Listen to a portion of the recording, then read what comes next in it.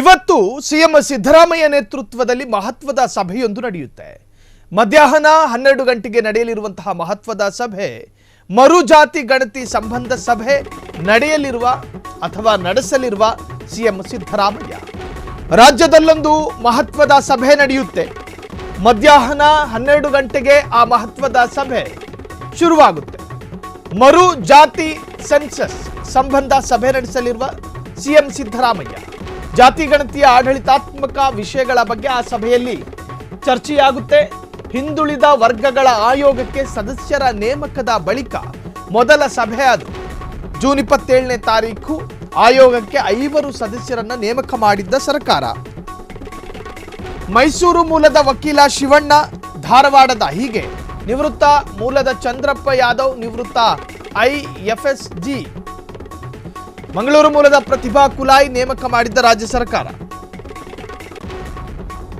ಇದೇ ದಸರಾ ರಜಾ ಅವಧಿಯಲ್ಲಿ ಮರುಜಾತಿ ಸಮೀಕ್ಷೆ ಕೈಗೊಳ್ಳುವ ಸಾಧ್ಯತೆಯೂ ಕೂಡ ಇದೆ. ಇವತ್ತು ಸಿಎಂ ಸಿದ್ದರಾಮಯ್ಯರ ನೇತೃತ್ವದಲ್ಲಿ ಮಹತ್ವದ ಸಭೆಯೊಂದು ನಡೆಯುತ್ತೆ.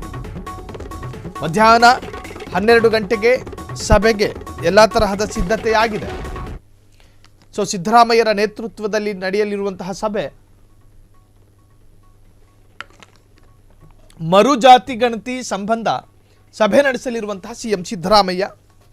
ಈ ಹಿಂದೆ ಜಾತಿ ಗಣತಿಯ ಕಿಚ್ಚು ರಾಜ್ಯದಲ್ಲಿ ನಾನಾ ರೀತಿಯಲ್ಲಿ ಚರ್ಚೆಯಾಗಿತ್ತು.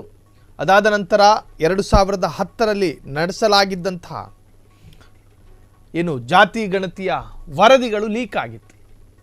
ಅದಾದ ನಂತರ ಅದು ಅಪ್ರಸಕ್ತ, ಅದು ಅವೈಜ್ಞಾನಿಕ, ಹಾಗೆ ಹೀಗೆ ಅಂಥೇಳಿ ಕಟ್ಟ ಕಡೆಯದಾಗಿ ನ್ಯಾಯಾಲಯದ ಅಂಗಳಕ್ಕೂ ಹೋಗೋ ಪರಿಸ್ಥಿತಿಗೆ ಅದು ಬಂತು. ಸೊ ಈಗ ಜಾತಿ ಗಣತಿಯೇ ಅದಕ್ಕೆ ಸಂಬಂಧಪಟ್ಟ ಹಾಗೆ ಒಂದು ಮಹತ್ವದ ಸಭೆ, ಆಡಳಿತಾತ್ಮಕ ವಿಷಯಗಳ ಬಗ್ಗೆ ಆ ಸಭೆಯಲ್ಲಿ ಚರ್ಚೆಯಾಗುತ್ತೆ. ಮೇನ್ ಕಾನ್ಸೆಪ್ಟ್ ಇರೋದೇ ಈಗ ಜಾತಿ ಗಣತಿ. ಈ ಸಭೆಯ ಉದ್ದೇಶ ಅಥವಾ ಇದರ ಥಾಟ್ ಹಿಂದುಳಿದ ವರ್ಗಗಳ ಆಯೋಗಕ್ಕೆ ಸದಸ್ಯರ ನೇಮಕದ ಬಳಿಕ ಮೊದಲ ಸಭೆ ಇದು. ಜೂನ್ 27ನೇ ತಾರೀಕು ಆಯೋಗಕ್ಕೆ 5 ಸದಸ್ಯರನ್ನ ನೇಮಕ ಮಾಡಿತ್ತು ಈ ಸರ್ಕಾರ.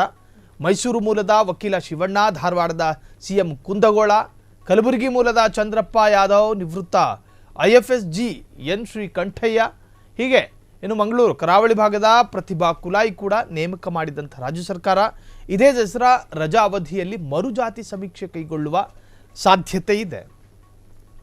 ದಸರಾ ರಜಾ ಅವಧಿಯಲ್ಲಿ ಮರು ಜಾತಿ ಸೆನ್ಸಸ್, ಕಾಸ್ಟ್ ಸೆನ್ಸಸ್ ಅಂತ ಏನು ಕರಿತೀವೋ ಅದು ದಸರಾ ರಜಾ ಅವಧಿಯಲ್ಲಿ ನಡೆಯೋ ಸಾಧ್ಯತೆ ಇದೆ ಎಂದು ಹೇಳಲಾಗ್ತಾ ಇದೆ. ಕ್ಷಣ ಕ್ಷಣದ ಸುದ್ದಿಗಳಿಗಾಗಿ ಫ್ರೀಡಂ ಟಿವಿ ಸಬ್ಸ್ಕ್ರೈಬ್ ಮಾಡಿ, ಲೈಕ್ ಮಾಡಿ ಹಾಗೂ ಫಾಲೋ ಮಾಡಿ. ಹೊಸ ಸುದ್ದಿಗಳ ನೋಟಿಫಿಕೇಶನ್ಗಾಗಿ ಬೆಲ್ ಐಕಾನ್ ಮೇಲೆ ಕ್ಲಿಕ್ ಮಾಡಿ.